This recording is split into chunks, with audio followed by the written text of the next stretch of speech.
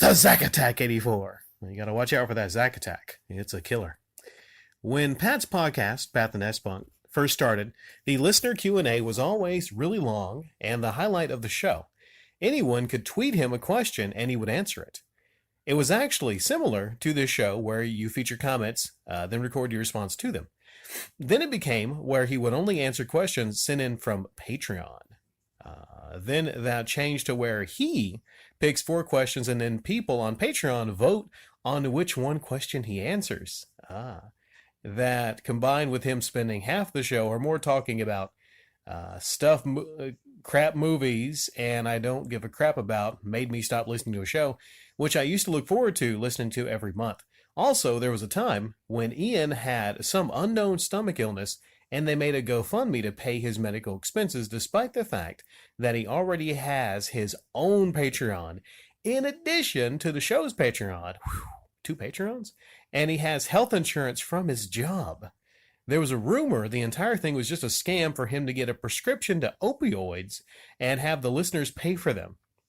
It's also strange how the only thing Pat really does for the past several years is the podcast, and he somehow makes enough money from that to pay for his condo in San Diego, which is an insanely expensive city, yet Ian, who does the same show, still has to work full-time at a video game store. Something really doesn't add up there. Same thing with GameSack. Why does Joe not have to work, but Dave still works full-time at FedEx? There's definitely something fishy going on.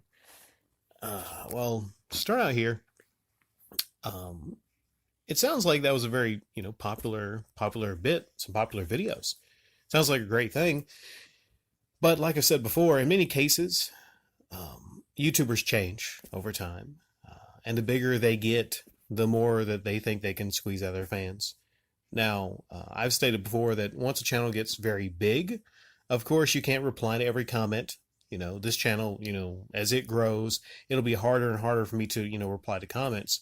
But the thing is, from how you described the case with Pat was, he took something and patronized it. Patronized his fans, actually. And what he used to offer for free, well, it's really not for free because, guessing he had ads on the video too. So if you have ads on the video, then you're making some revenue from the video, right?